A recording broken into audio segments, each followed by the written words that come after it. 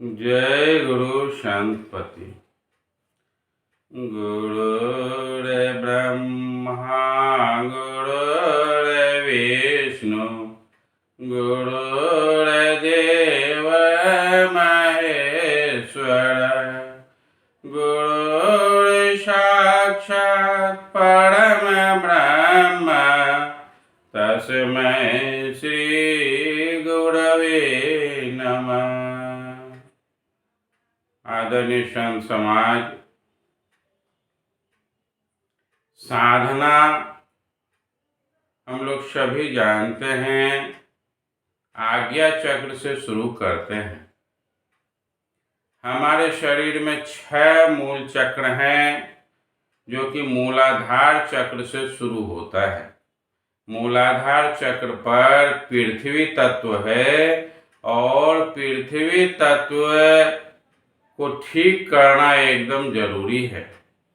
साधना प्रारंभ करने के लिए मूलाधार चक्र पर थोड़ा काम अवश्य करें और तब फिर आज्ञा चक्र पर सिद्धासन में बैठकर ऊपर की ओर त्रिकुटी की ओर ताकें।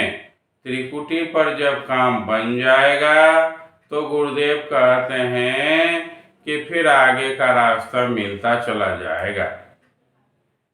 तो हम लोगों को चाहिए, हम साधकों को चाहिए कि शरीरगत विकारों को, शिवनारायण स्वामी ने स्पष्ट कह दिए कि शरीरगत विकारों को पहले हटाना होगा। शरीरगत विकारों को हटाने के लिए एक साथ कई काम करना होगा। और सरलता से मैं अगर कहूँ तो गुरु द्वारा बताए गए उत्तम कोटि के साधना को साधक को प्रतिदिन करना चाहिए। दूसरा, सत्संग प्रतिदिन करना चाहिए। सत्संग लाभ अगर नहीं होता है, अपने घर में बैठकर स्तुति विनती को अवश्य करें और फिर दिन भर जो लोगों से मिलते हैं ऐसे लोगों से ना मिलें जिससे आपके मस्तिष्क को अशांति प्राप्त होती हो। जब हम साधना करते हैं तो हमारे ऊपर चारों ओर एक औरा बनता है, एक प्रकाश की आभा बनती है जिसको हम लोग नहीं देख पाते हैं। यह प्रकाश की आभा जब उच्च साधना में चले जाते हैं तब लोगों को चेहरे पर दिखता है कि ये इसका चेहरे का लाइट है, इसके चेहरे में प्रकाश है। साधारण रूप से नीचे के स्तर में यह नहीं दिखता है। तो जब हम साधना लाभ करते हैं, ऐसे वैसे जगह में बैठते हैं, वह उससे क्या होता है कि वह धीरे धीरे क्षय होता है और फिर साधना हम जहाँ थे सुबह किए, फिर जो है वह नष्ट हो गया, फिर दोबारा करना पड़ेगा। तो लोगों से तो मिलना ही पड़ेगा, लेकिन अगर ज़्यादा मेल जोल से बचें तो साधना लाभ होगा। अन्यथा प्रतिदिन का यह चक्र बना रहेगा कि जितना साधना लाभ हुआ उससे ज़्यादा वह पतन में चला गया।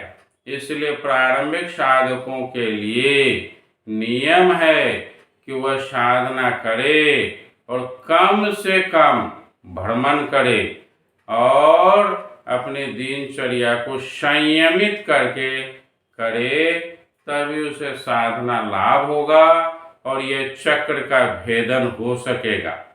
अन्यथा हम कहेंगे कि खांसी की दवाई भी खाएंगे और दही भी पिएंगे तो यह संभव नहीं है।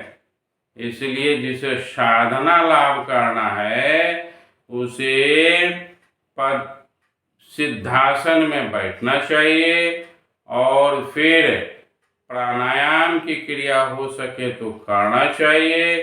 प्राणायाम करने से मन स्थिर होता है और फिर आज्ञा चक्र पर ध्यान लगाकर गुरु द्वारा बताए गए विधि से अपना कल्याण करने का प्रयास करना चाहिए, अपना विकास करना चाहिए। और फिर जब ऐसा होने लगेगा तो ये संसार अच्छा लगने लगेगा, और नहीं होगा तो फिर ये संसार तो उलझन का घर है ही।